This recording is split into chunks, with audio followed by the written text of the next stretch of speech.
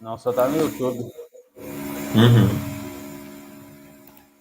Tô Eu olhando tenho aqui que no aprender a Instagram. mexer melhor nesse negócio. Eu comprei ontem essa plataforma aqui de situação. Legal. Não, e tá ótimo, né? Só Não, aprender eu a gostei mexer. dela porque ela conecta, faz a conexão automática com o YouTube e ela tem muito recurso de conectividade e de simplicidade para chamar convidado. O negócio foi esse, porque para fazer live direto no YouTube, você não tem todos esses recursos. E para usar o OBS, é um maquinário que você tem que ter aqui, tudo conectado para poder funcionar tudo certo. Aí Sim, sim. essa plataforma aqui ela é mais simples, ela tem menos recursos que o OBS, mas ela funciona bem mais fácil. E para fazer live, sim, ela já atende bem. Legal, legal. Então vamos lá, deu nossas 8h30. 9h30 já, né? Vamos Oito e lá. meia para mim, 9h30 Brasília. Bom dia, pessoal, sejam muito bem-vindos. Essa aqui é a primeira live que eu estou fazendo no canal e como primeira live, não poderia ser menos importante. Temos hoje aqui a presença do professor Paulo Caires, especialista em discursivas e nas horas vagas, auditor fiscal do Fisco de Belo Horizonte. O cara é uma máquina de passar em concursos, entende demais o que está fazendo. Um cara muito honesto, diga-se de passagem, que não está aí só pelo dinheiro, mas também tem responsabilidade tanto afetiva quanto institucional com seus alunos, porque eu já fui aluno desse cara, eu posso dizer com propriedade. Aí eu gostaria que você se apresentasse um pouco melhor aqui do que a apresentação que eu fiz, contar um pouquinho da sua história aí no mundo dos concursos. Beleza. Obrigado, tá, gente? Primeiro, obrigado por estar vendo essa live. É um prazer estar aqui hoje com o Gustavo. O Gustavo foi meu aluno aí no AFT, né, quando a gente estudava para auditor fiscal do trabalho. Gente, eu sou auditor fiscal aqui de Belo Horizonte, sou aprovado no concurso da Polícia Federal, no concurso da Polícia Rodoviária Federal, sou aprovado para auditor de contagem, sou aprovado para auditor no Amazonas. Acabei aposentando aqui como auditor de Belo Horizonte, é minha cidade de nascimento, é minha cidade que eu vivi minha vida inteira e sou muito orgulhoso de prestar o serviço de auditor aqui, que é um serviço muito bom, né, muito importante para a gente. Hoje eu queria primeiro dar boas-vindas para o Gustavo nesse mundo de concurso. O Gustavo também é uma pessoa muito boa que aprendeu como que tem que estudar, pegou firme e aí o resultado fala por si só, né? Várias aprovações em diversos órgãos e a importância, gente, de você entender isso, tá? Eu gosto de começar a live, começar meus vídeos sempre falando. O que separa o multi-aprovado de você hoje é simplesmente ter se dedicado, é ter entendido um método. E eu acho que o principal do Gustavo, quando a gente esteve lá no FT, não foi nem ter obtido aprovação no FT, porque não é um concurso que vai te definir, mas é aprender a estudar, é aprender o que você tem que fazer, é aprender os tópicos mais importantes, é aprender estratégia de estudo. E hoje aqui eu quero que vocês peguem um pouco disso, tá? Dentro da minha história aqui no Estratégia, eu comecei dando aula de diversas matérias no EA, tenho me especializado muito em discursivas, tá? Dando aula de discursivas, inclusive o público aqui hoje é muito público de engenharia, então para todo mundo que está acompanhando e vai fazer um concurso aí de engenharia, hoje eu vou dar algumas dicas que podem ser importantes para vocês, né, sobre discursiva de engenharia, mas também falando de discursiva no geral. Discursiva, gente, não é talento.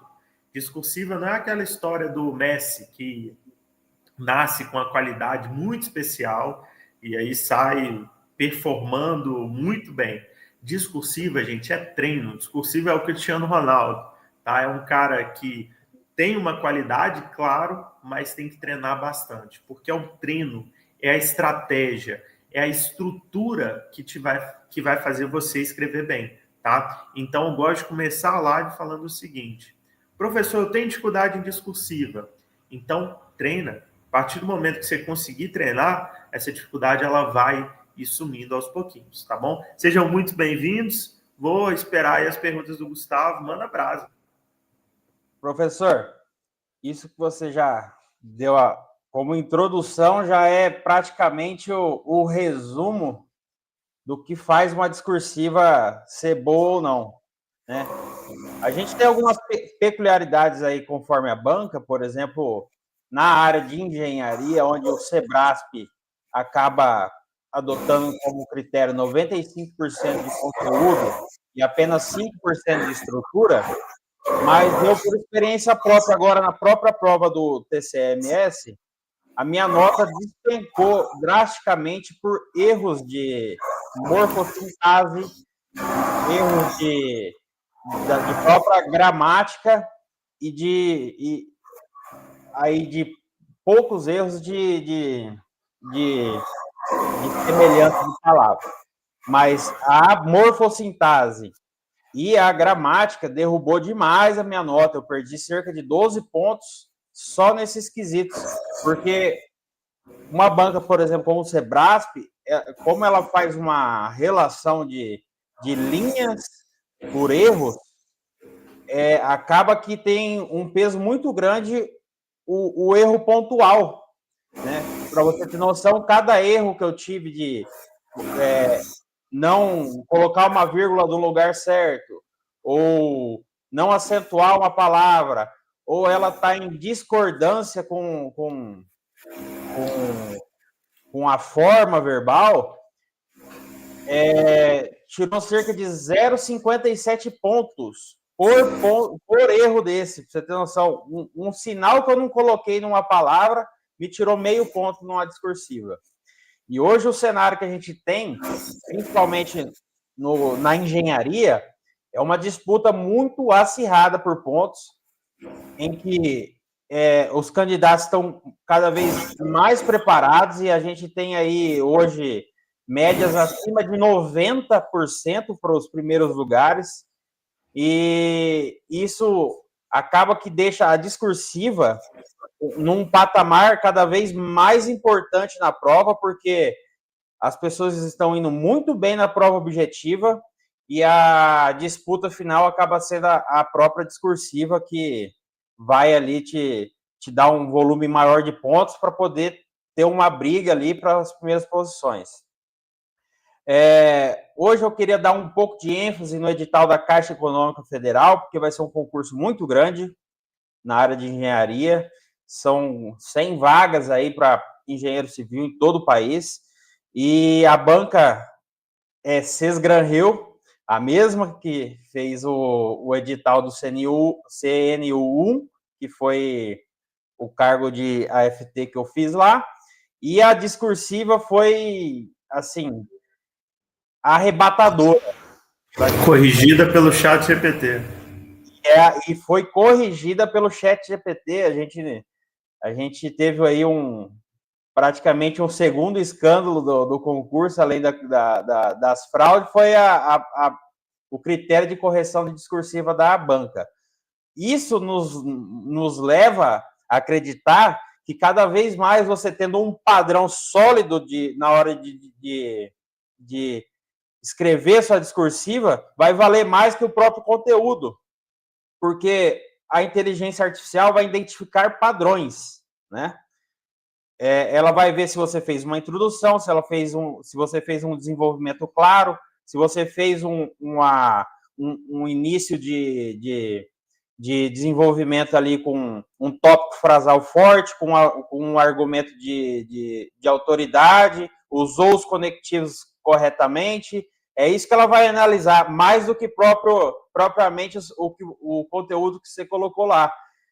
Um exemplo disso, a gente tem a prova do Enem, que é frequentemente corrigida aí com inteligência artificial, e a gente teve casos ali nas primeiras edições em que o candidato escreveu uma receita de miojo e teve nota para ser aprovado, né? Porque a receita de miojo dele estava bem desenvolvida, tinha início, tinha desenvolvimento e tinha conclusão, que era o miojo pronto. E ele acabou tendo nota suficiente para ser aprovado ali nos mínimos padrões que a banca exigia. E não diferente disso, no concurso público, tanto de alto nível quanto de concursos menos concorridos, a estrutura padrão faz você ter uma nota mais elevada, independentemente do conteúdo que você está escrevendo. Diante disso, a gente vai, ao longo da live aqui, dar algumas dicas de como fazer essa estrutura ser bem estruturada, vamos dizer assim, para que você tenha o mínimo por onde começar, mesmo que você ainda não está bem com o conteúdo ali que você vai escrever, mas você já tem uma estrutura definida. É muito mais simples para você desenvolver o conteúdo, mesmo você não sabendo 100% dele, né? É o famoso curso de açougueiro, né? Para encher linguiça. Naquele momento de desespero ali, que você não sabe o que você vai escrever, se você já tem uma estrutura bem definida na sua cabeça, você já está com meio caminho andado, né? Perfeito, perfeito. Deixa eu picar as respostas aqui, que fui perguntar de 1000 coisas. Vamos lá. CESP, gente, como é que funciona a correção CESP? CESP é uma correção por linha, igual o Gustavo comentou. São 3 coisas que são olhadas, né? O erro de grafia, o erro de morfossintaxe, o erro de construção parafraseal. Então, como é que funciona isso? Para cada linha, a banca vai pontuando, vai dando uma pontuação específica. Por exemplo, errei grafia. Esqueci de pôr o pingo no I, o pingo no J lá, que a galera esquece pra caramba, né? Você vai ter um pontinho ali. Aquele pontinho ali é somado à quantidade de erro, divide-se a quantidade de erro pela quantidade de linha que você escreveu e multiplica-se por um peso, tá? Em algumas provas esse peso é maior, em outras esse peso é menor. CESP, gente, é muito chato, mas muito chata com erro de português. Diferente, por exemplo, de uma FGV. A FGV tem gente que vai fazer a discursiva, por exemplo, põe lá, 1, e responde. Na CESP, você põe 1, meu filho, você vai ser eliminado, tá? Você vai ser eliminado por identificação. Porque pôs um numeral lá na resposta. CESP é mais chatinho. FGV não. FGV não tem tanto um rigor de estrutura, não tem tanto um rigor de correção de norma culta. Ponto. Aí a gente chega numa Sesgran-Hill da vida. Sesgran-Hill, gente, é uma bagunça. Ela não te mostra padrão de correção, ela não te mostra quais foram os seus erros, ela vai simplesmente pegar e vai te jogar uma nota, tá? Essa nota vem da onde? Infelizmente, nós achamos que vem de uma correção feita por inteligência artificial. Professor, mas que desesperador. A inteligência artificial é que vai corrigir minha prova? Isso pode ser bom para você, tá? Por quê? É igual o Gustavo comentou. A inteligência artificial, ela não consegue analisar em si se as palavras, se o conteúdo que você está colocando é um conteúdo correto. Então, ela vai focar no quê? Vai focar na estrutura. É o caso da receita de miojo, que foi muito acertado do Gustavo trazer para a gente. Se eu estou olhando a estrutura e eu estou construindo um texto que é coeso, ou seja, um texto que tem introdução, um texto que tem argumentação, um texto que tem conclusão, um texto que segue as linhas corretamente, que tem um tamanho adequado, que tem conectivos, que tem parágrafos bem delimitados, que tem uma construção que é homogênea no meu texto, a sua nota vai ser boa, mesmo que o seu conteúdo não esteja tão bom. E aqui, gente, é o que o Gustavo falou.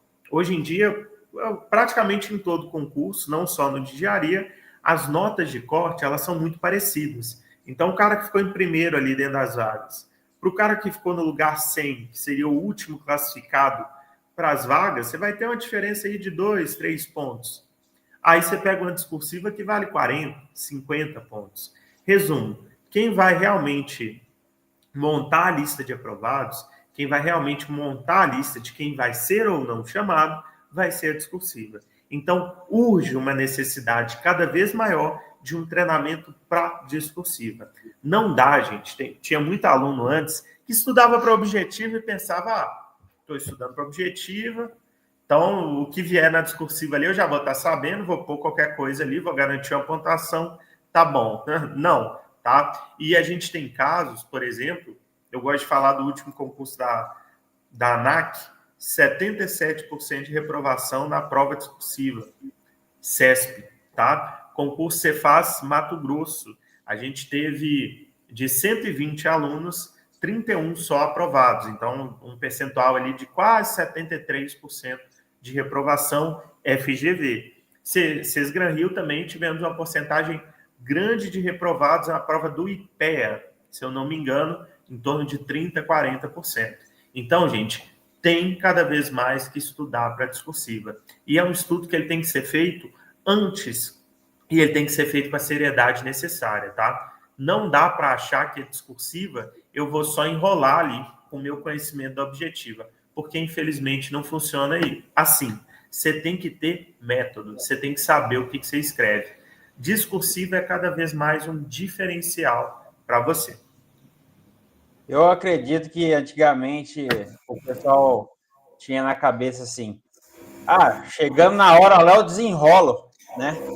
E era mais ou menos assim, a parte de questão discursiva, o cara chegava e falava assim, na hora eu desenrolo. Porque não, eu acho que não era um parâmetro tão alto assim, igual hoje de questão,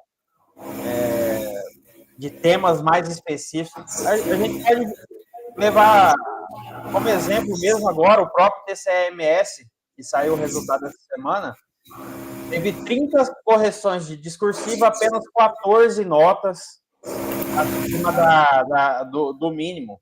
Então, a gente vê aí que não é brincadeira mais essa parte de discursiva. Em outros TCE também, se eu não me engano, no Espírito Santo também não teve um mínimo de correção, porque as bancas estão colocando coisa muito específica nas discursivas e você não estudar hoje discursiva, você está simplesmente decretando a sua reprovação. É complicado. Teve um concurso para magistrado no Mato Grosso, inclusive, onde 100% dos alunos, né, foram reprovados. Então, vai ter prova de novo agora. Vai ter prova de novo. E o órgão tem que gastar de novo com outra prova por causa de 100% de reprovação. Então, é um absurdo, né? É complicado. E hoje, a discursiva, por exemplo, a da Caixa, vão valer apenas 10 pontos. Mas você pode ter certeza que os primeiros colocados vão estar com a média lá de 80, 90 pontos 90%, né, na objetiva. E esses 10 pontos vão ser o que vai colocar a pessoa dentro das vagas ou não. Então, ainda mais numa prova que 50% é de estrutura. Ou seja, você já tem que sair com essa nota de 50% garantida, né? Independente do conteúdo que vai ser cobrado lá, você já tem que sair com esse padrão de discursiva, esse padrão estrutural de desenvolvimento da discursiva, pronta, porque você já vai estar com 50% da nota garantida. Aí o resto é perfumaria, é você citar uma norma, você colocar o conteúdo devidamente no seu lugar ali no desenvolvimento, no recurso de autoridade, na conclusão. É isso que vai garantir a nota. O que diferencia uma boa discursiva, né? Nada mais é do que ter uma boa estrutura, tá? Porque saber o conteúdo em si é importante, mas se você souber o conteúdo, mas não saber explicitar aquele conteúdo, ele nem chega a ser avaliado. Então, é o que o Gustavo falou, tem uma estrutura a ser seguida, tem um padrão a ser seguido. E outra, né? Para o corretor ali, pessoa que está corrigindo, ele não vai ficar caçando palavra no seu texto para ver se está dentro do padrão da discursiva do espelho que a banca forneceu, né? Às vezes ele até colocou, né, lá o que a banca pediu, mas o que você colocou está no desenvolvimento e deveria estar na conclusão, ou está na introdução e tinha que estar na conclusão. E aí o cara não vai ficar caçando palavra lá, que não é o papel dele, né? O papel dele é avaliar se o texto está coeso, né? Se o texto bate com o padrão de discursivo. Aí depois você depender de recurso é caro e não é garantido, né? Não é garantido. Pode ser que o corretor nem leia, né? O recurso assim, o recurso é o desespero, né? É tentar reverter alguma coisa que já está concretizado. Então... E você vê, por exemplo, no CNU, 100% dos recursos foram rejeitados. Então a banca nem leu. Nem leu. Assim, eu conheci uma pessoa que teve a nota alterada no recurso da discursiva, mas sim, foi um erro muito crasso da banca. A discursiva dela estava tipo 80%, 90%, uma discursiva muito boa, e a nota dela estava tipo 11%, né? Foi claramente um erro da própria Às vezes banca. erro de conta, né? Ou de digitar mesmo a nota da pessoa lá. Às vezes nem corrigiram o padrão dela e foram verificar lá o que essa menina está pedindo aqui e deram a nota para ela depois, assim, sem corrigir a discursiva dela. Foi o único caso que eu vi. O resto, meu amigo, não teve choro nem vela. Ninguém teve discursiva corrigida. Foram milhares de reais nesse país inteiro gasto com recurso de discursiva e ninguém teve nota. E não que não seja bom fazer o recurso, é importante. É importante, mesmo para quem está aprovado ali, você defender a sua nota, porque o outro que vai fazer o recurso ali pode te passar, né? Sim, acontece demais, tá? O recurso é para todos, não é só para quem está lá na rabeira, não. O recurso tem que ser para quem está no primeiro lugar também, porque cada ponto tem que ser disputado no tapa ali, porque o vindo forte atrás de você. Vou divulgar no Instagram essa semana, inclusive, o primeiro lugar do Cefaz Sergipe. Na Objetiva, ele estava em primeiro lugar, veio a discursiva, ele caiu para o segundo lugar. A gente fez o recurso da prova dele, ele voltou para o primeiro lugar. Vou divulgar, ou seja, o cara estava em segundo lugar, ele estava preocupado em fazer recurso. E, gente, vale a pena, porque você pensa, primeiro, segundo lugar, tanto faz. Só que ele foi aprovado numa Cefaz, vai ter lotação. Numa dessa, ele sai de um posto fiscal na fronteira para ficar dentro do órgão. Paulo, mas a diferença entre primeiro e segundo colocado? Gente, tem diferença demais, porque o primeiro colocado, ele recebe uma atenção especial. Então, esse dinheiro que foi pago, que foi investido por esse aluno para ser primeiro, ele vai tirar isso várias vezes com escolhas que vão ser feitas por ele ter sido o primeiro lugar. Então, porta se abre, né? Porta se abre. Então, é um investimento que foi muito bom que ele fez. E, de novo, recurso, gente, é para várias situações. Você só não pode precisar depender exclusivamente dele. Qual que é a ideia? Faça o melhor trabalho, garante a maior nota possível, estuda, aí você usa o recurso para melhorar dentro daquilo ali. Você só não pode chegar e pensar, vou pôr de qualquer jeito, depois eu faço o recurso. Recurso não é bala de prata. Recurso é uma ajuda, é uma muleta, digamos assim, para consertar algum erro. E nem sempre cabe recurso também não, tá? Tem muito candidato que domina a teoria, né? Mas não consegue transformar isso em texto. A gente tem um professor do Estratégia, por exemplo, que é professor de Direito Administrativo, fez uma discursiva de Direito Administrativo no Tribunal de Contas, foi eliminado. Dá para falar que esse professor não sabia o conteúdo? Gente, sabia o conteúdo. Só que prova discursiva não é local para você mostrar que sabe o conteúdo, não. Você tem que responder o que está escrito, dentro de um padrão, tá? O aluno ele tem que pôr isso na cabeça dele. Não, eu não tenho que responder certo. Eu não tenho que saber a teoria. Sabe o que eu tenho que saber? O que vai estar no padrão de correção.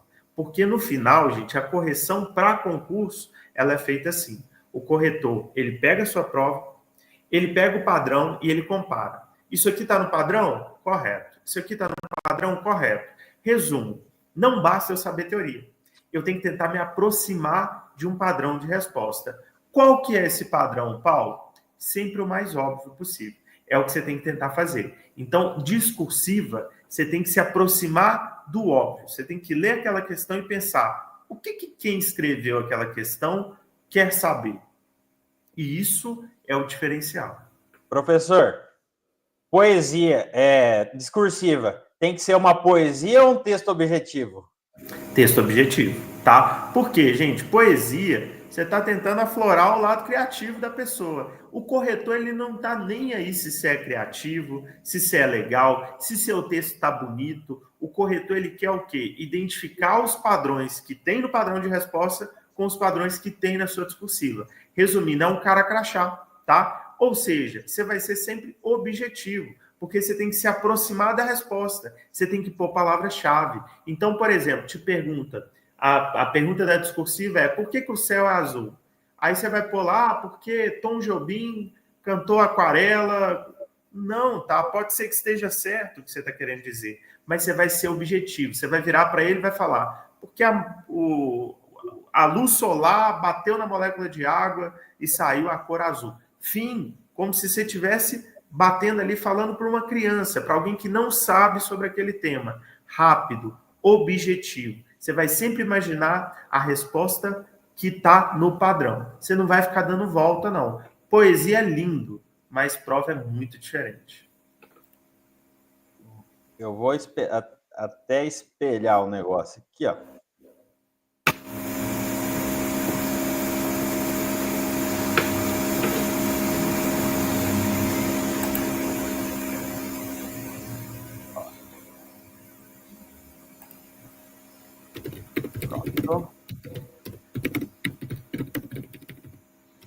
A importância da técnica na escrita. Técnica não é talento. É o que a gente começou lá atrás, né? Falando do Messi lá, do Cristiano Ronaldo, né? Ô, gente, você pode nascer sabendo escrever, tá? Mas até quem nasce sabendo escrever, se não tiver uma técnica, meu amigo, se não seguir uma estrutura, não vai bem, tá? Porque não vem de talento, vem de realmente seguir uma estrutura. Até porque sua discursiva pode ser bonita, seu jeito de escrever pode ser legal, mas a gente está falando de uma possível correção até por IA.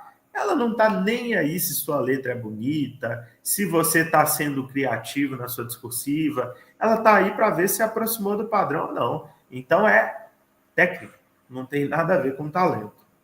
Escrever bem não é talento, é técnica. Quando você entende o método certo, a discursiva deixa de ser um problema e passa a ser um diferencial. E aí? Discursiva mede a maturidade do candidato. A banca quer ver se você sabe pensar, organizar, priorizar e explicar tecnicamente. A diferença entre o aprovado e o reprovado muitas vezes é a capacidade de escrever com precisão. Ou seja, é aquilo que a gente disse, objetividade não é poesia, é você escrever o que a banca quer. Né? É o famoso você falar o que eu quero ouvir. Né? Não interessa se está bonito, se está feio. Bateu com o padrão, é nota máxima. Rodeando um assunto, tá bonito, tem citação lá do José do sei das quantas, tem o livro de não sei quem citado, não sei o quê, mas aqui, ó, cara crachá, não tá. Então, perdeu nota. Então, a maturidade, eu gostei muito dessa frase porque a discursiva mede a maturidade do candidato. Porque o iniciante tem aquela fobia, aquele medo de querer escrever bonito, querer escrever uma carta para o presidente da República lá, achando que o cara vai ler e vai falar, nossa, como que esse cara escreve bem, vou dar nota máxima para esse cara aqui, porque ele merece. Não, não é. Depois que você faz vários concursos, você acaba testando por si próprio várias técnicas de escrita, né? Às vezes, no desespero, você escreve rápido, assim, você bota só você nem estrutura direito você faz, você só coloca a resposta do negócio e você tem uma nota excelente. Enquanto um concurso que você... Eu tenho isso por experiência própria, no concurso do TRT 24 aqui, Tribunal do Trabalho. Cara, eu botei uma estrutura simples, mais simples, uma linha de introdução e respondi era A, B, C, D lá que tinha que responder, né? Eu simplesmente coloquei uma introduçãozinha de nada e coloquei nos desenvolvimentos 1, 2, 3, 4, 5 lá a resposta das questões, sem nexo nenhuma, assim, uma com a outra, nada. Fiz uma conclusão de uma linha também e tive 80, foi uma nota muito boa. E, por exemplo, no TCMS aqui, que eu fiz uma peça técnica lá, com negócio, introdução, conclusão, desenvolvimento, opinião do auditor e não sei o quê. Estou lá agora penando no recurso para não ser eliminado. Você entendeu? Sim. E você tem que ver muito da banca, né, que você está fazendo. Igual eu comentei, a FGV, por exemplo, ela não está muito aí para estrutura, não. Ela tá e a FGV mesmo que foi a banca do TRT24, né? Ou seja, eu só escrevi o que ela quis escutar e minha nota foi muito boa. E agora, no CESP aqui, escrevi muita coisa. Por escrever muita coisa, você fica sujeito a erros de concordância, erros de grafia, e aí a tua nota vai despencando. Ou seja, se eu tivesse escrevido menos, aí você entra num dilema, porque se você escrever menos, a banca não vai te penalizar por isso, porque ela não tem mínimo de linhas, ela tem um máximo de linhas no teste. Só que se você escrever pouco, também vai dividir por um número pequeno, ou seja, cada erro vai ter um peso maior. Então, se você escreve 40 linhas de 60 linhas que podia ser escritas, a divisão vai ser por 40 e não por 60, ou seja, o peso é muito maior. Então, você entra nessa coisa aqui. Então, é bom você escrever muito, mas escreve coisa simples, para você não correr o risco de errar. E aí, a divisão da nota por um número de linhas maiores, cada erro que você cometer ali vai ter um peso menor. Então, já é uma estratégia para quem vai fazer SEBRAT. Escreva todas as linhas que você conseguir escrever. Enche linguiça lá, não tem problema. Você só tem que tomar cuidado, porque a tendência nossa, quando vai encher linguiça, é adicionar informação que não é tão correta. Então, costuma adicionar mais erro também, tá? Qual que é a ideia? É ser completo na resposta, tá? O aluno, às vezes, ele pensa assim, eu não consigo responder todas as linhas. Por que ele não está conseguindo? Porque ele não está pondo conectivo, porque ele não está fazendo a introdução que é coerente. Ou seja, gente, é muito raro você não chegar no limite, tá? O que deve estar faltando para você é esqueleto. Não vale a pena ficar tanto enchendo linguiça, que a tendência nossa, quando a gente não tem segurança do que a gente está falando, é adicionar erro, tá? Então, concordo, quanto mais linha, mais eu vou ter essa mitigação do peso do erro, mas a tendência é adicionar mais erros também. Então, não escreva por escrever. Tenta escrever da forma que você siga o esqueleto, adicione o máximo de informações possíveis para tentar ter uma nota melhor. Então, concordo, escreve tudo, mas também não enche linguiça, não. O que você tem que fazer é seguir estrutura, pôr conectivo, colocar as coisas no lugar. Tem aluno, por exemplo, que põe lá a sigla STF. Posso sacar STF de cara? Nunca. Tem que escrever Supremo Tribunal Federal, abre parênteses, põe a sigla, fecha parênteses, aí depois você vai usar a sigla. Essas coisas tomam muita linha, toma muito espaço. Então, se você segue uma organização que é coerente, que é interessante, acabou, você resolve o seu problema. Outra coisa, agora você tocou no ponto mesmo. Quando eu disse, quando você segue um esqueleto, geralmente você acaba que até às vezes falta linha, né? Você não precisa ficar se esforçando para completar o número de linha ali. Porque, vamos supor, você bota o tópico frasal, já vai te comer ali 1, 2 linhas, e o tópico frasal nada mais é que uma afirmação da própria pergunta que a banca está te fazendo. Ou seja, exatamente, você não precisa pensar para escrever o tópico frasal. A banca está te perguntando lá, o que diferencia uma boa discursiva das demais? Como você vai usar isso a seu favor num tópico frasal? É crucial diferenciar uma boa discursiva das demais. Vamos supor, um exemplo de tópico frasal. Ou seja, você usou a própria recurso que a banca está te dando ali para deixar claro o que você vai responder e está preenchendo uma linha. Ou seja, essa linha você ganhou de graça ali no teu conteúdo. A própria introdução são ali 3 linhas que você ganha de graça. A chance de você errar ali é muito pequena, porque você está usando a própria informação da banca, a própria escrita da banca. Então, se você seguir um esqueleto bem definido, você vai ter aí metade das linhas que você tem que escrever padronizadas. A chance de erro sua ali é bem menor do que você ter que tirar da sua cabeça para ir escrevendo. Aí você vai errar, porque você vai discordar em tempo verbal, vai errar. Por exemplo, eu perdi ponto num negócio que a discursiva pedia lá, a empresa Ômega SA, né? Quando tem SA, é S.A, né? Logo depois eu coloquei uma vírgula e a banca considerou errado. Ela disse que tinha que terminar com um ponto após SA.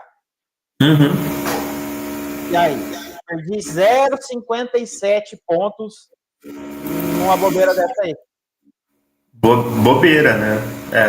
E você estava falando, eu acho muito interessante também dessa questão do vocativo da pergunta, né? O aluno ele fica muito em dúvida assim, professor, como é que eu vou mostrar para o corretor o que eu estou respondendo? Gente, parafraseia a pergunta, tá? A pergunta é, por que o céu é azul? E na sua resposta, você começa com conectivo, claro. Além disso, o céu é azul, pois. Continua, tá? É muito difícil você não preencher as linhas todas, geralmente falta-se linha. Porque se você for parar para pensar, é tanta regrinha que você tem que pôr, né? É vocativo, é conectivo, é explicar quais são as siglas que você está usando, é fechar o texto, a introdução, igual você falou, 3 linhas são de graça. Porque na introdução, você vai mostrar para o corretor que você leu qual que é o tema.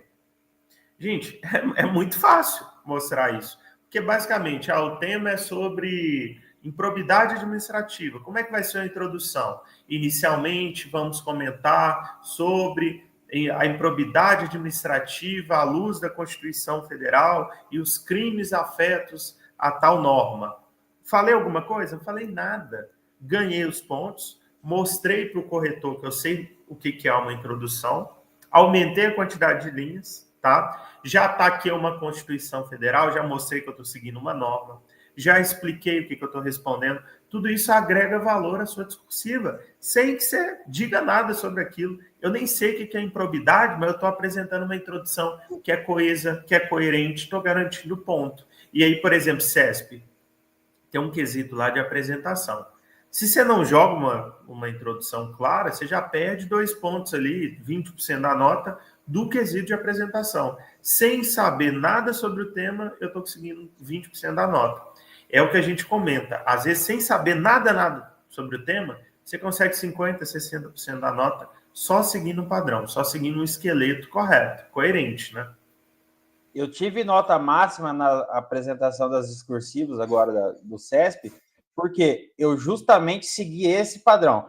Esse padrão, eu fiz alguns cursos já de discursiva, e esse foi uma das técnicas que eu aprendi num desses cursos.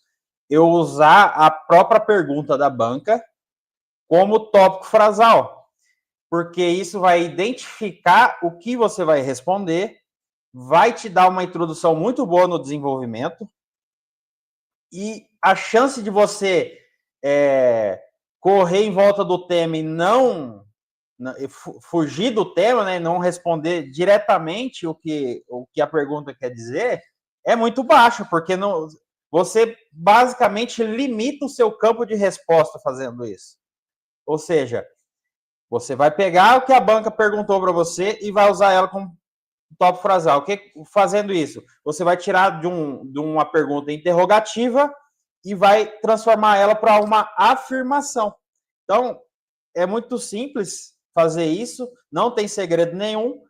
Você fazer isso umas 3, 4 vezes, você já faz isso o resto da sua vida em qualquer tema que te apresentarem. Então, Perfeito. Vamos entrar, então, porque aí o Vamos. aluno ele fica pensando assim, mas o que é isso? O que é esse esqueleto, digamos assim? Gente, eu chamo de esqueleto, cada um tem um nome, né? Às vezes o pessoal chama de brainstorm, chama de mapa mental da discursiva, eu chamo de esqueleto. Qual que é a ideia do esqueleto? O esqueleto ele não dá uma sustentação. O esqueleto ele vai sustentar o que você vai escrever. Qual que é a ideia, gente? Você vai ir ali no cantinho da sua prova, vai separar um espaço. Naquele espaço, você vai colocar introdução, o que você vai escrever, qual conectivo você vai usar, qual que é o tamanho da introdução. Você vai colocar quais seus parágrafos que vão ser argumentativos. Então, por exemplo, vamos supor que cai para você lá na Caixa Econômica, perguntando sobre a lei de improbidade. Aí você vai pôr lá, ó, parágrafo 1, vou responder o que é a lei de improbidade. Parágrafo 2, vou responder quais são as penas da lei de improbidade. Parágrafo 3, vou responder quais são os desafios para implementar na lei de improbidade. Conclusão, vou fechar os temas, tá? Mas, para isso, é importante que eu faça esse brainstorm. O que é esse brainstorm? Pegar aquela pergunta e ficar pensando, poxa, improbidade tem a ver com a lei de improbidade. Improbidade tem a ver com a Constituição. Improbidade tem a ver com Renan Calheiros. E aí você puxa algo que está na sua mente para abrir um campo de memória, porque aí você vai lembrar de uma situação da sua vida, você vai lembrar de uma situação de estudo, você vai lembrar do professor de direito administrativo falando sobre improbidade, você vai puxar tudo aquilo ali e vai procurar as palavras-chave. Aí essas palavras-chave você vai anotando no seu esqueleto, no seu mapa mental. Então, vocês lembram daquele joguinho que tinha no Silvio Santos, programa do Silvio Santos, que ele virava assim e falava azul. Aí você tem que lembrar de alguma coisa que é azul. Aí, por exemplo, azul, vou lembrar de mar, vou lembrar de céu. Ah, vou lembrar do relógio, da tampinha da garrafa. Gente, vai lembrando, vai escrevendo. Aí você vai montar aquele tanto de coisa escrita. Aí o que você vai fazer depois? Você vai filtrar. Por exemplo, mar faz sentido, azul. Céu faz sentido. Agora, vai ter no padrão tampinha da garrafa? Não vai estar. A ideia é que você tire da sua cabeça coisas que são óbvias, respostas que seguem um padrão, e depois você vai se orientando, escolhendo as mais importantes para que aquilo conste no seu texto. Então, é uma estrutura mesmo. São palavras-chave que você vai usar na escrita do seu texto. Eu digo que o brainstorm, a técnica que eu uso para discursiva, né, quando é no mesmo período, né, porque às vezes numa prova mais elaborada, você faz a objetiva de manhã e a discursiva à tarde, né? Uhum. Mas a maioria dos concursos é tudo no mesmo período, né? O que eu faço? Primeira coisa, pego a prova, bato o olho em todas as folhas ali para ver se não está faltando folha e tal, ver mais ou menos o padrão ali, se as questões são muito extensas ou não, pá. Vou direto lá na discursiva. Ali, vou fazer o brainstorm inicial. Vou ler o tema, no rascunho ali vou começar, eu pego as perguntas que a banca deu, coloco aqui A, B, C, D ali, que vão ser os meus desenvolvimentos, né? E começo a fazer o brainstorm. Vamos supor que é uma pergunta lá de direito administrativo sobre... Vamos usar o caso da improbidade aí, né? O que eu tenho que saber de improbidade? Improbidade é um ato que é contrário às normas, regulamentação, aí você vai colocando lá, pena de 8 a 12 anos, independente se faz nexo ou não com o que você vai escrever depois. Você vai fazer uma tempestade mesmo ali. Você vai, pena, 8 a 12 anos, perda da função pública, perda do mandato, inegibilidade, não sei o quê. Você vai escrevendo, porque vai vindo as ideias. Aí, você feito isso, o que você vai fazer? Você vai voltar lá e começar a fazer a prova. Durante a prova, você vai ler muita coisa que vai te trazer informação daquele brainstorm que você fez inicialmente. Perfeito. As próprias questões que você vai respondendo ali, depois de direito constitucional, direito administrativo, às vezes os próprios textos de português, né? A banca geralmente ela linka o que está geralmente tem perguntas objetivas na prova que são pertinentes ao tema discursiva. E feito isso, você vai tendo muita ideia, e você vai anotando. Putz, isso aqui serve para minha discursiva. Você já vai lá, anota aquilo ali também. E vai botando. Depois, no final, eu geralmente, quando chega na metade da prova, do tempo de prova, é que eu vou fazer a minha discursiva. Para depois você não ficar naquela pressão final ali, de passar gabarito, de escrever tudo. Chega metade da prova ali, eu já vou para minha discursiva, porque eu já tô com a minha mente dispersa, né? Porque eu já respondi várias questões ali, meu cérebro já tá vamos supor ali, no pico da adrenalina, e aí eu vou fazer a minha discursiva. Já li muita coisa durante a prova ali, e aí eu vou começar e eu faço aí eu monto o meu esqueleto bonitinho, o que eu vou escrever.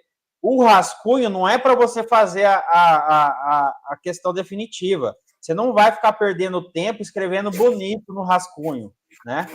Você vai botar os temas central que você vai escrever daí no texto definitivo, né? A introdução. Como que eu vou fazer a introdução? Você vai organizar ali o que é que ele está te perguntando e mostrar que você vai desenvolver aquele tema. Identificar o tema da discursiva, né? É muito simples identificar o tema. Se é improbidade administrativa, o tema é o quê? É direito administrativo, né? E aí você vai escrever sobre isso na sua introdução. É o GPS do texto, né, que você colocou ali, ó. É o GPS do texto aqui, ó. Mapa mental, né?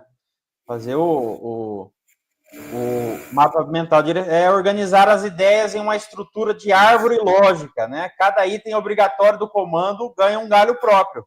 Ou seja, direito administrativo, improbidade administrativa, inegibilidade, perda da função pública, cada disso aí vai virando um galinho ali, né? E aí você vai desenvolvendo, vai virando uma árvore mesmo, propriamente, uma lógica, né?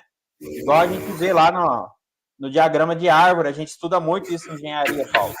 Porque no planejamento de obras, né? Eu sou engenheiro também, você sabe, né? Então. Para fazer a diagramação ali dos pacotes da obra, né? Você começa no projeto e vai desenvolvendo ali os pacotes. Aquilo ali é uma árvore e a discursiva vai ser igualzinho, né? Vai começar com o tema central, aí você vai ramificar o tema central para a pergunta que a banca fez, da pergunta que a banca fez, você vai começar a soltar os outros galhos, que é o seu desenvolvimento, né? E aí, até chegar nos pacotes, que é a resposta propriamente dita. E aí, a sua função é usar a estrutura para explicitar essa árvore que você fez, né? Perfeito, é isso mesmo. E aí, gente, você vai tentar fazer isso da forma mais eficiente possível. A ideia do esqueleto é que ele direcione o seu texto, tá? Eu achei legal que você colocou até nos slides aí uma proposta de discursiva mesmo, né? Fora dos elementos essenciais. O que você tem que ter? Você tem que ter algumas coisas mesmo, um tópico frasal, um desenvolvimento focado no comando. O que é isso? Gente, eu gosto de, no esqueleto, por exemplo, reescrever a pergunta que está sendo feita. Para que eu gosto de fazer isso? Para mim ficar sempre lendo o que está sendo perguntado e não fugir do tema. Porque o principal problema do aluno é que ele começa a viajar. A mente da gente é muito comum que ela dê uma viajada.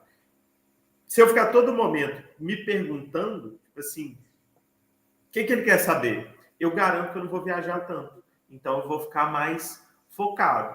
E o que é importante? Você pôs ali conexão lógica. Conectivo. Gente, todo parágrafo ele tem que ter conectivo.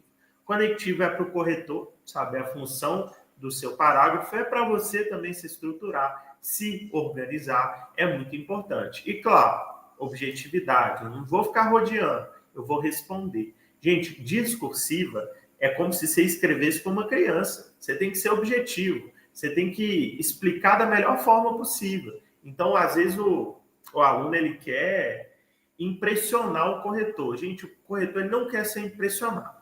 O corretor ele quer que você entregue a resposta, resolva a vida dele e acabou, tá? Então, você tem que ser objetivo. E aí, no fim, você faz aquele fechamento, aquela conclusão, só reafirmando. Conclusão não pode ter argumentação. Conclusão é mais do mesmo. E ok, é isso mesmo que você precisa. Mais do mesmo.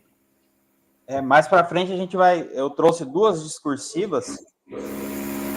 Eu acredito que vai ser mais ou menos o padrão da Caixa Econômica.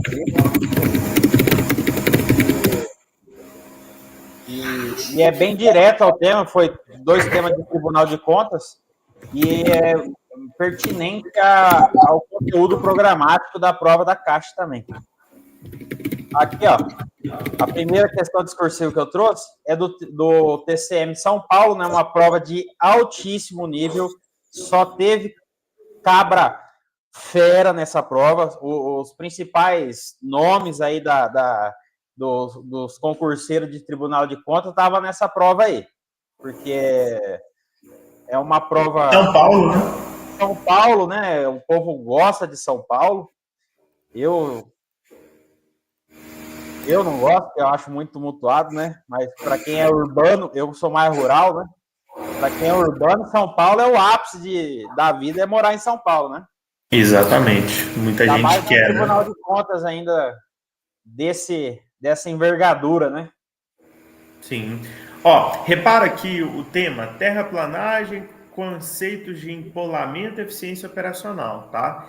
E aí ele te dá os dados e ele te dá uma breve explicação, ó, tribunal analisa as medições e aí ele já vai para perguntas. Olha que interessante. Ele te dá a pergunta. Aí o aluno, o que ele quer fazer? Ele quer começar lá, letra A. Aí se é CESP, ele está eliminado. Já começa daí. Primeira coisa que você tem que fazer é uma introdução. Introdução breve. O que é a introdução? Apresenta o tema. O tema não é terraplanagem, conceitos de empolamento? O que você vai fazer? Você começa com a introdução assim, ó. Conectivo. Primeiramente, serviços de terraplanagem dependem da compreensão de fenômenos físicos e operacionais que afetam diretamente o volume movimentado e o rendimento dos equipamentos. Falei nada, tá? Mas apresentei o tema. Ele tem que bater o olho naquele parágrafo e entender. Ok, é o tema, perfeito. Aí o que você vai fazer? Encerra. Introdução é curta, muito curta. Aí você vai fazer um desenvolvimento para cada uma daquelas perguntas, né? Vamos corrigir ao vivo aqui, professor. Ao vivo. Tem que ter conectivo, gente. Senão você já toma um desconto de cara. Pode ser preliminarmente, pode ser primeiramente e vírgula. Você tem que mostrar para o corretor que eu preciso de conectivo e vírgula. A vírgula ela mostra que é um conectivo, que não é parte da sua frase, então é muito importante. Desenvolvimento. Agora você vai explicar cada uma das perguntas que foram feitas. Como é que eu vou começar esse desenvolvimento? Olha a primeira pergunta lá. Vamos lembrar a pergunta aqui, ó. Explicar o conceito de empolamento. Primeira coisa que sempre eu tenho que fazer no meu parágrafo, conectivo, tá? Qual conectivo, professor? Você não está começando a sua resposta? Pode ser de introdução, mas pode ser de adição também, tá? Fica a gosto do cliente. Pode jogar aí, por exemplo, a gente usou preliminarmente, vamos usar primeiramente. Aí você tem que mostrar para o corretor o quê? Você tem que mostrar para o corretor o que você está respondendo. A pergunta que foi feita não é explicar o conceito de empolamento? Como é que eu começaria? Primeiramente, o empolamento foi o que foi feito aí nesse exemplo, ó, que o Gustavo fez. Ó. O empolamento corresponde, blá, blá, blá. Você já está mostrando para o corretor. A resposta é X. Aí o resto, gente, é conteúdo. Não adianta eu te explicar aqui o conceito de empolamento, nem é isso que eu quero. Mas no seu esqueleto tem que ter conectivo, o que está sendo perguntado e aí as palavras-chave. Por exemplo, ele usou ali, corresponde ao aumento do volume ocorrido, blá, blá, blá, passando a apresentar maior quantidade de vazios. Ok? Na segunda, estou adicionando uma informação. Vamos ver a pergunta da segunda? Só fazer um adendo aqui, que faltou nessa meu desenvolvimento aqui um conectivo com o desenvolvimento do segundo período aqui, não concorda? Quando eu termino aqui, a apresentar a maior quantidade de vazios, ponto. Aqui eu precisava botar um conectivo para ligar essas duas ideias, e eu já coloquei direto aqui, seu cálculo decorre da razão entre a massa específica no corte e no estado solto, né? Aqui, para ficar um texto mais coeso, eu precisava de um conectivo aqui.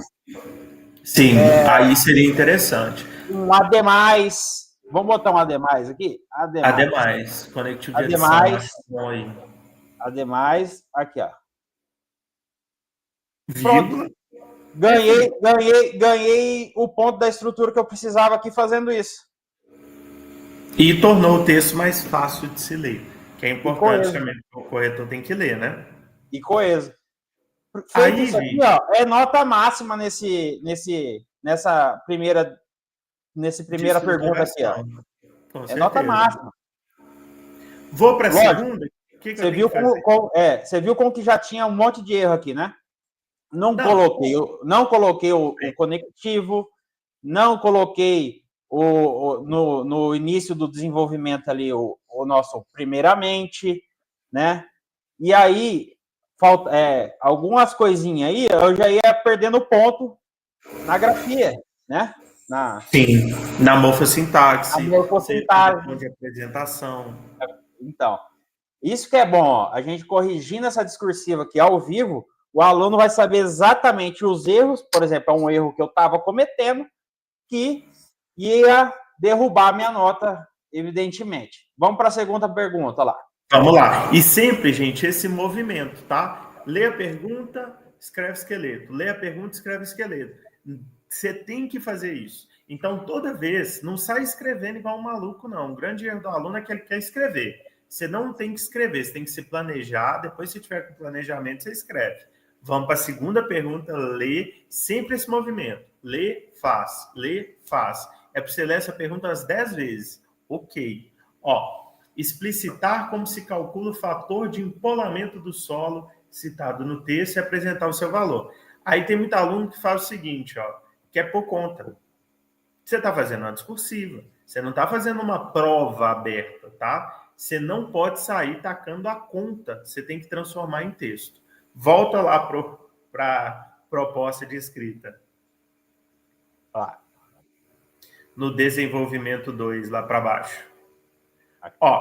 Aí o que você precisaria fazer? Primeiro, você vai tacar aí um conectivo. Então, qual conectivo? Um conectivo aditivo, tá? Já usou ademais aí em cima, usa um além disso. Além disso. Vírgula. E aí você vai fazer o seguinte, você vai explicar o que você está respondendo. Você não está respondendo sobre o fator de empolamento? Então, você vai colocar o fator de empolamento é relativo a... Fator de empolamento, exatamente. Além disso, o fator de empolamento se refere a... Aí você vai explicar o que ele se refere. Eu não lembro disso. Não tem nem noção do qual que é a resposta, mas você vai pôr lá a palavra-chave. Ele se refere a isso, isso e aquilo. Ponto. Aí tem lá, e apresente o seu valor. Aí o que você pode fazer? Vamos supor que tem uma fórmula. Fator de empolamento, ele vem da massa específica do solo solto, mais menos o corte, não sei o quê. Você vai explicar a fórmula. Você vai virar para ele e falar, o fator de empolamento calculado pela divisão da massa pela constante tal vezes tal coisa, vai dar, aí você dá o valor, 80,7%. Tudo isso escrito em texto. Nada de tacar conta no meio da sua discursiva. Você pode ser até eliminado por identificação se você fizer isso.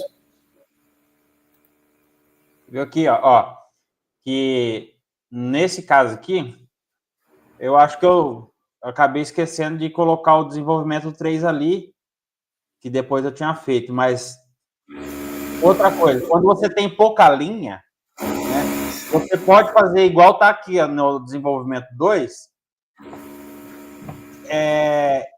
responder o quesito B e C, por exemplo, né? Porque eles são semelhantes. Junto, né?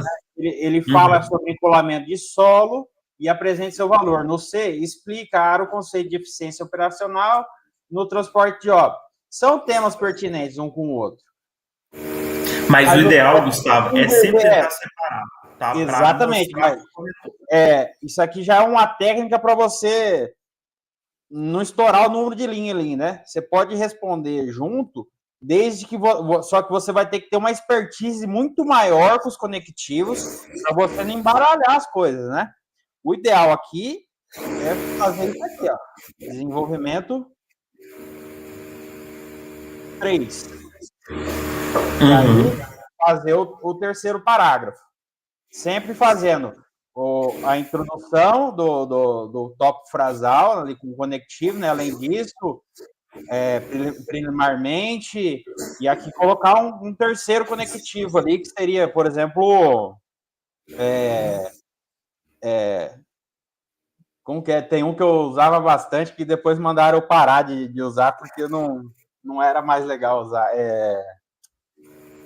Tem muita gente que usa segundamente, tem vários, né? Não, é um linguagem mais formal, mas eu agora esqueci, porque eu parei de usar. Além disso, ademais, bem como também.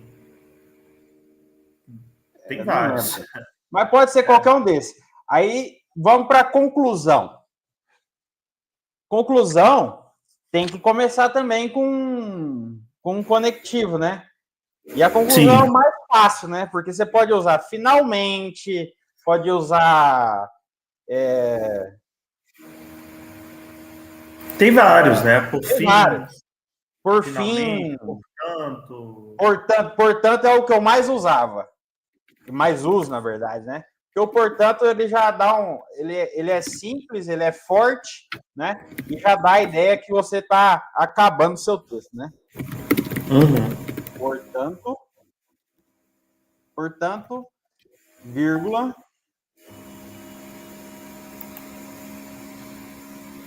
E aí você vai retomar as perguntas que foram feitas, né? E principalmente retornar à introdução, né? O texto ele começa e termina na introdução, né? Porque na introdução você já falou o que você ia responder, né? Então, e aí você fez os desenvolvimentos respondendo. A conclusão você vai retomar o que você disse lá na introdução, fazendo a conclusão. Ó, eu disse que ia responder, disse. Eu respondi. E agora eu faço o fechamento disso aí, né? Análise conjunta do empolamento, do fator de conversão e da eficiência operacional permite compreender a lógica das medições e otimizar o planejamento das atividades de terraplanagem. Ponto. Acabou. Você falou das 3 perguntas que você tinha, né, para responder, fazendo uma afirmação do tema ali, que permite compreender a lógica das medições e otimizar o planejamento. Ali, ó, deu 1,5 linha de conclusão, abordou os 3 tópicos e ainda fez o fechamento coerente do texto. Nota máxima na introdução e na conclusão. Perfeito. Gente, já estamos caminhando aqui para 1 hora de live. Eu queria até combinar com o Gustavo a gente fazer o seguinte: vamos fazer outra live, e aí na próxima live a gente traz uma questão e faz ao vivo. Que aí a gente consegue preparar uma questão, talvez uma questão que fosse mais interessante até para a caixa mesmo. E eu tenho até o tema aqui, ó, vivo, avaliação, né, de imóveis. Olha aí.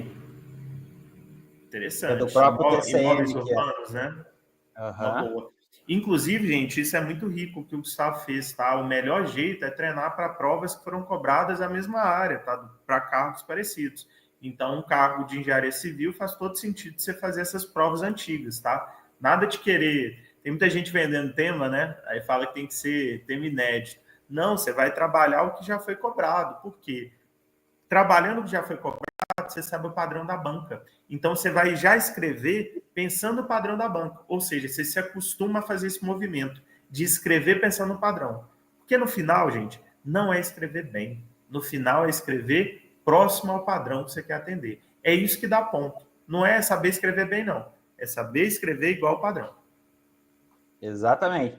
E saber, principalmente, ler o edital. O edital te entrega o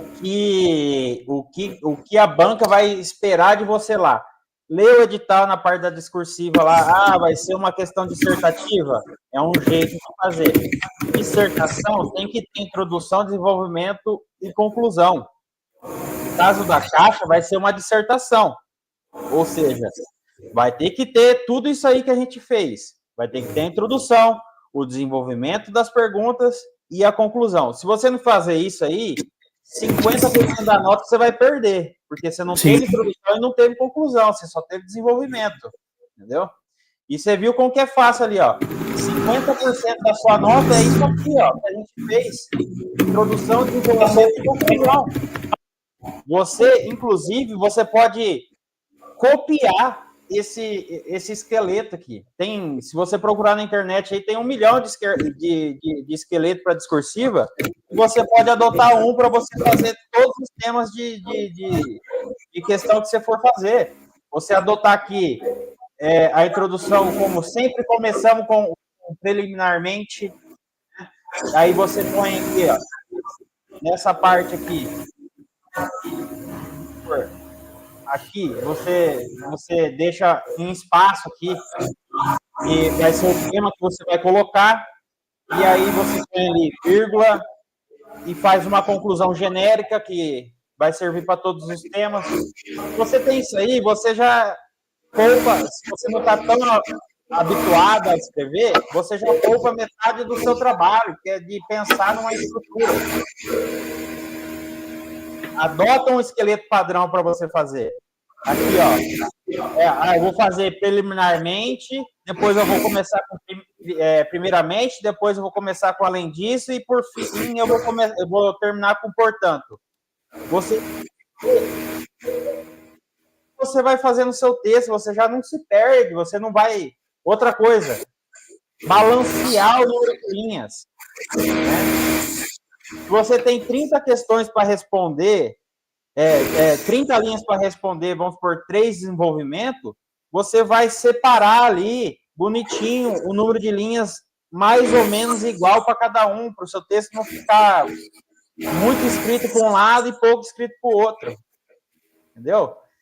Se é 30 linhas, eu vou deixar 3 para introdução, 3 para conclusão, e vou dividir as outras 24 linhas que eu tenho no número, entre os desenvolvimentos ali, entre as perguntas que eu tenho. Né? Sim, fazer essa divisão, estruturar, enfim, isso é muito importante, né? É mais estratégia de prova do que principalmente para a prova da Caixa. Eu estou batendo na prova da Caixa porque vai ser um concurso muito grande e a gente tem experiência aí com a César Granreu, né, Paula? Ruins, diga-se de passagem, mas a experiência que mais se desenvolve são as ruins, né? Porque as boas você esquece, né? Você deixa o seu ego para e você tem que saber onde que o calo aperta para você poder se livrar disso, né? Então, por exemplo, vocês Granreu, é uma correção por IA. É uma correção que eu vou ficar muito preocupado com o conteúdo? Não, vou ficar preocupado com a estrutura. Porque se alguém escreveu uma receita de miojo foi bem, então você tem que fazer o quê? Você tem que escrever um texto bem estruturado. Claro que eu não estou falando para você errar o conteúdo ou escrever a receita de miojo. Você tem que saber o conteúdo. Mas é muito importante estrutura também, tá? Então, acho que vale a pena a gente focar nisso. Estrutura de resposta. Então, vamos indo para o encerramento dessa primeira live, que eu acho que foi de suma importância aí para quem está procurando desenvolver melhor a discursiva, né, Paulo? E vamos agora, no encerramento, dar algumas dicas para a pessoa fazer. O que eu faço agora para eu treinar a discursiva para minha prova? Por onde eu começo? Como eu acho temas? Eu pego questões que já foram feitas da banca. O que eu faria, Gustavo? O que eu faço agora? Procuraria em sites de questões. Hoje os sites de questões têm essa parte discursiva. Filtraria, engenharia, tá? Faria todas as últimas questões. Por quê, gente? Se eu fizer a questão que está pronta, eu já tenho um padrão e eu já sei como que a banca pede aquilo. Então facilita muito, porque eu não vou ficar estudando, viajando em temas. É a melhor alternativa, fazer questão antiga. E tem muita questão antiga. Então você não precisa nem se preocupar. Deve ter 100, 200, 300 questões discursivas antigas. Não precisa ficar inventando tema, comprando tema, nada disso. Basta fazer as questões antigas mesmo e estudar para a objetiva, que é onde você acha, né, essas informações que vão ser cobradas. Tempo, gente, isso aqui é muito importante. Eu tenho que treinar como se fosse dia da prova. Tem gente que fala para estudar há pouco tempo. Não acho legal, tá? Eu acho legal o quê? Você vai ter mais ou menos 1 hora para fazer sua prova. Senta 1 hora e escreve, tá? E se acostuma a treinar olhando para o relógio. Por quê? Pressão. A gente fica muito ansioso, nervoso quando tem um tempo a cumprir. Então, se acostuma a escrever em 1 hora. Isso aqui é muito importante. Sentar e escrever. Escrevi, professor, o que eu vou fazer? Gente, aí vem o pulo do gato. Não dá para você só escrever. Você tem que pegar o que você escreveu e consertar. Aí você vai ler, você vai consertar português, você vai ver o que você não escreveu, você vai pegar o padrão, vai tentar comparar, vai ver se está batendo. Esse movimento ele é muito importante, tá? Então, lembra disso. Voltar no seu texto é muito importante. Eu falo que o treino... Como que é o treino discursivo hoje, né? Porque você tem que... o tempo é escasso, né? Principalmente num pós-edital. As questões objetivas servem como treino para a discursiva. Quando porque hoje se tem ali um mito que você tem que fazer questão até morrer para você conseguir ser aprovado num concurso, né? Parte disso é verdade. Você tem que ter um volume de questões boas, mas não é um número mágico. Vou fazer 6.000 questões nesse pós-edital aqui que eu vou passar. Não é assim que funciona. O nosso cérebro tem um limite de absorção. Não adianta você fazer 100.000 questões, você não vai lembrar das 100.000 questões. Eu tenho lá 20 e poucas mil questões feitas lá no TEC, que eu não lembro nem sequer de 1/3 dessas questões que eu fiz. É muito do fluxo do momento que você está ali, da prova que você está estudando, que você vai fazer, vai responder questão. Depois você não lembra mais nada, entendeu? Qual que é o método que eu uso para discursiva? Quando eu estou resolvendo questões, vamos supor, eu vou fazer questões sobre, sei lá, direito ambiental, né? Que é um tema que está muito em alta hoje em tribunal, por exemplo. Quando eu vou lá, o direito está na objetiva, respondi, beleza, o que eu faço? Vou lá no comentário dos colegas, vou lá no comentário do professor, eu expando esse tema, falo assim, putz, se cobrasse na discursiva isso aqui, como que eu ia responder? Sem escrever mesmo, eu vou falar assim, como que eu desenvolveria esse tema na discursiva, né? Então, é um jeito, em vez de você fazer 300 questões no dia, faz 30 bem feitas. Porque desse mesmo tema vai sair as outras questões também. Às vezes, a banca não fica também viajando muito, ela vai pegar ali a mesma questão objetiva, mas vai cobrar um outro tópico, né? Vamos supor que está cobrando lá crimes ambientais. Dentro de crimes ambientais, são 20 artigos, né? Então, se ela cobrou o artigo 46, provavelmente ela pode cobrar o artigo 54 com a outra. Então, se você fazer o estudo dessa questão por completo, da onde ela saiu, pegar lá o texto da onde ela saiu, você lê o texto completo, evidentemente você está sendo preparado para uma discursiva, né? E para outras questões objetivas que podem ser cobradas, porque a banca repete questões, mas ela não vai muitas vezes repetir igualzinho você fez lá no site de questões. Ela vai repetir o mesmo artigo, o mesmo parágrafo, mas não igual. Eu não lembro. Eu lembro da onde ela saiu. Hoje, mais que volume, eu faço qualidade de questões. Além de ser menos estressante, porque você fazer muita questão, aí você começa a se cobrar porcentagem de acerto e não sei o quê. Ah, que fulano fez 300 questões e acertou 80%, 90%. Meu amigo, qualidade de questões é muito melhor do que quantidade. O teu cérebro não vai absorver as 300 questões que você fez naquele dia, mas ele vai absorver as 30 questões que você estudou bem feita. Entendeu? Você vai lembrar para frente muito mais do que você fazer 500 questões. Então, discursivo é isso. No mínimo uma vez por semana, a frequência você recomenda? Qual que é a frequência de treino para escrever discursiva? Uma vez na semana, eu acho que já está adequado. Não precisa Pegar o tema mais. E fazer. Eu gosto de fazer. Primeiro tenta fazer sozinho. Isso. Né? Escreve lá. Vai ficar muitas vezes, se você está começando na discursiva, não escreve bem, vai ficar uma porcaria. Só que essa porcaria, na segunda vez, já não vai ficar tão porcaria. E aí, em 4 semanas, eu garanto para você que em 4 semanas, você fazendo esse estudo discursiva, usando um esqueleto fixo, você sai de uma nota 60 para uma nota 80. E assim, tentar mandar para correção, né? Às vezes um simples de correção, ou algum aluno também que estuda, acho que vale a pena, porque aí você vê a opinião de outra pessoa e vai melhorando as coisas que foram faladas, né?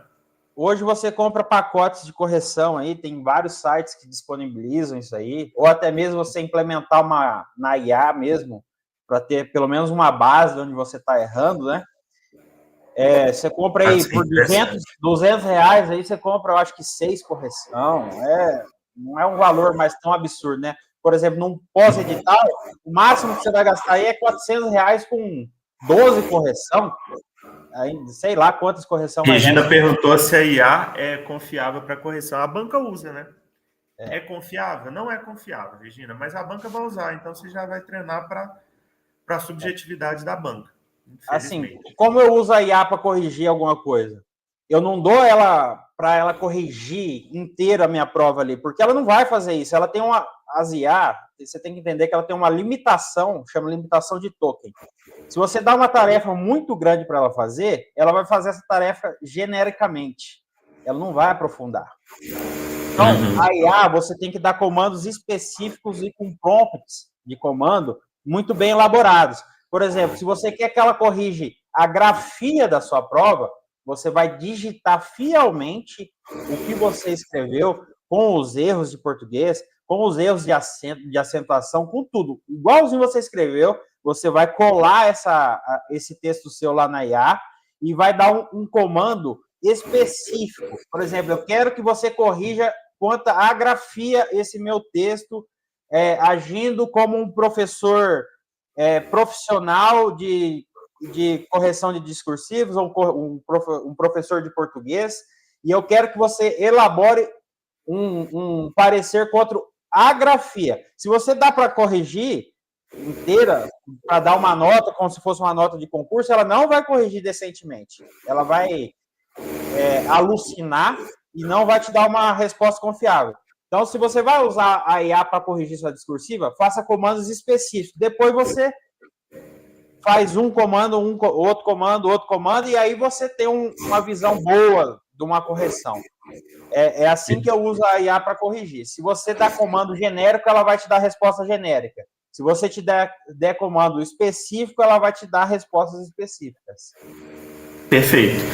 Então, gente, agradecer, tá? Se tiver mais alguma dúvida, me segue lá no Instagram, Prof. Paulo Caires. A gente vou pôr compromisso aqui com o Gustavo. Daqui a uns dias a gente faz uma nova rodada, né, para tirar dúvida. Se vocês tiverem alguma dúvida, manda para a gente também, pode jogar no chat que a gente vai respondendo. Obrigado aí pela oportunidade, Gustavo. Obrigado. E trainer, tá? Discursiva é muito importante. Tem que treinar. Obrigado pela sua presença, Paulo. Você que é o cara que eu considero demais, porque, antes de tudo, você é um cara honesto. Para quem não sabe, o professor Paulo faz recursos de discursiva também. E ele é aquele cara que não vai querer só o teu dinheiro. Primeiro ele vai analisar a tua discursiva, ver, ó, eu acho que vale a pena você tentar por causa disso, disso, disso, e vamos lá. E não vai te dar, você sabe como, porque o pessoal hoje faz aquela excludente de responsabilidade, né? Fala assim, cara, você sabe como que é correção, né? Correção pode ser que sim, pode ser que não, vamos tentar, né? Porque, sei lá, né? Porque tá querendo o dinheiro. E o professor Paulo tem diversos casos aí de sucesso em recursos, né, professor? Com elevadas pontuações, muitas vezes aí em provas que foram decisivas para a aprovação de vários alunos. Então, quem quiser aí, tiver um recurso para fazer, pode entrar em contato com o professor aí, que ele vai, no mínimo, te dar um encaminhamento decente do que você pode ser feito com a sua nota lá. Ele não vai te enganar, esse eu garanto. Obrigado, viu, Gustavo? Tamo junto, meu querido. Obrigado e até a próxima live, pessoal. Até a próxima. Até mais.